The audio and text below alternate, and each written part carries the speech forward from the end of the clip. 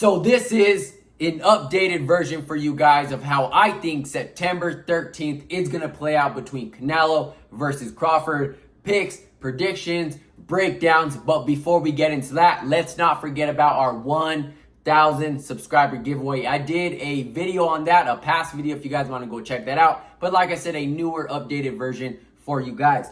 So the first thing we're going to be giving away is this Superman versus Muhammad Ali, a great read. And one of my favorite things about this read is it shows everybody who is at the fight. And again, it's a great wall piece, background display, whatever you guys want to do with it. Now, the second thing is the Muhammad Ali Funko Pop. As you guys can tell, I collect them, only the boxing ones though, but still a great background piece, a great display piece, whatever you guys want to do with it. And this is just to show my appreciation. I appreciate every single one of my subscribers, everybody who's been tuning in, everybody who has been watching, and everything will be taken care of by me. You guys don't have to worry about nothing, and the step-by-step on how to enter will be down in the description below. Now, Canelo versus Crawford. And like I said before in my past videos, I am picking Terence Crawford to beat Canelo Alvarez for a few different reasons. Terence Crawford, this is his biggest fight to date.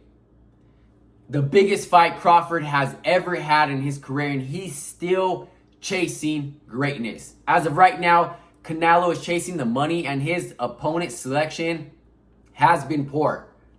We haven't seen the best of Canelo Alvarez since he's fought Triple G. He hasn't been in a war since he's fought Triple G. Yes, he gets somewhat of credit for Munguia. He gets credit for Caleb Plant. He gets credit for jumping up to 175 even though he lost in fighting Bivol. He gets credit for that because that showed how great Canelo still wants to be. And he hasn't done that lately. Terence Crawford, back to his biggest fight to date, he's still chasing greatness and the money is just coming with it. Right? This is his biggest fight to date. He's still motivated. He's still hungry. Another reason is the athleticism of Terence Crawford. Even though he's not fighting, he doesn't have a fight set up for him. He's playing basketball. He's playing football. He's still in the gym. He's the competitiveness outside the ring, even when he doesn't have the fight. The athleticism outside the ring. The way he still keeps his body up to date, that is another reason. And that brings me back to movement inside the ring. He may not have the countering that Canelo has. He may not have the power that Canelo has, because Canelo holds those two advantages in this fight. Power, technique, ring IQ, we'll see. Experience, I will give to Canelo Alvarez. Resume, I will give to Canelo Alvarez. But the athleticism, the angles, Crawford can switch. His movement, I think, is far better than Canelo Alvarez, and just the athleticism.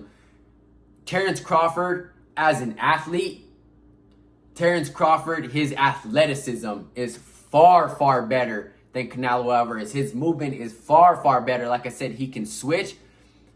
But the power, the ring IQ could be up for the debate. The experience, the counter punching, I'm giving to Canelo Alvarez. But I haven't seen really much from Canelo Alvarez these past few years. He's kind of just, his career is kind of just coasting. Like I said, he doesn't get no credit for Edgar Berlanga. He doesn't get no credit for William Skull. We haven't seen him in a real all-out war since he's fought Triple G, and that has been some time.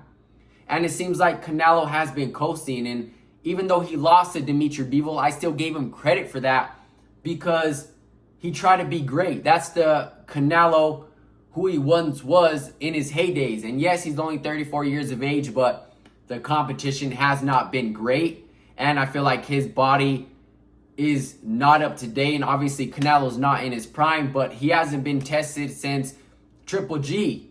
He hasn't had a fight since Dimitri Bivol, and he kind of coasted during that fight. So we haven't seen much of Canelo over the years. We haven't seen the great Canelo over the years since Triple G and everybody else under that. Like I said, he's kind of been coasting with his cherry picks. And yes, I'm gonna say it, cherry picks. Caleb Plant, Munguia, and Dimitri Bivol is what he gets credit for. Other than that, Canelo's been coasting. Let's just call it how it is. And I don't think Canelo's motivated. I don't think he has the same hunger for the sport. Yes, he's a great athlete. Yes, he's a great fighter. Yes, his IQ far expands in that ring.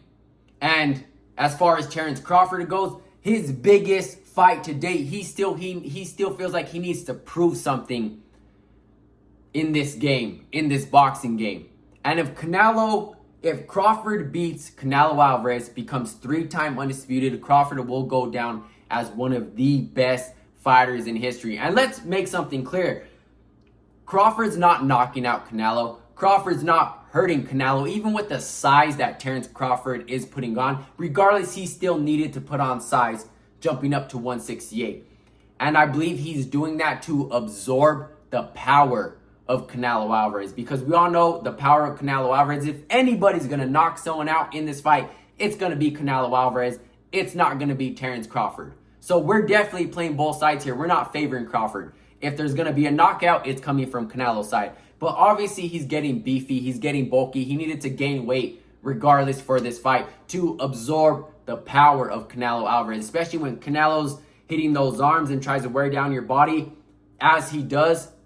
That's his style, that's his tactic, that's his game plan. He goes for the shoulders, he goes for the arms. He tries to break you down to the body as much as he possibly could, especially with the power that Canelo Alvarez has. But like I said, Crawford can switch. He's still hungry, he's still motivated, he still wants to build his resume, he still wants to build his legacy. I can't say that I've seen that from Canelo over the years. And this is the reason why I'm picking Terence Crawford, especially for the athleticism, the things that he does outside the boxing ring. Football, basketball, that can go into your foot movement. Wrestling, that plays a bunch of parts. That's going to play a bunch of parts in this fight, for me at least. And maybe some of you guys are going to agree with me. Maybe some of you guys are going to disagree with me. But Crawford needs to play this fight as cautious as he possibly can, but also playing offense. Smart. Don't go blow for blow with Canelo to prove a point, because Crawford, you will lose that fight due to the power and the countering, the IQ that Canelo has. Use your movement, but also use your offense, but be cautious about it. Switch, throw Canelo off his game. I'm not sure even if you can throw Canelo off his game because of the experience, the resume. He's seen every single style possible, but the athleticism, the movement, the speed.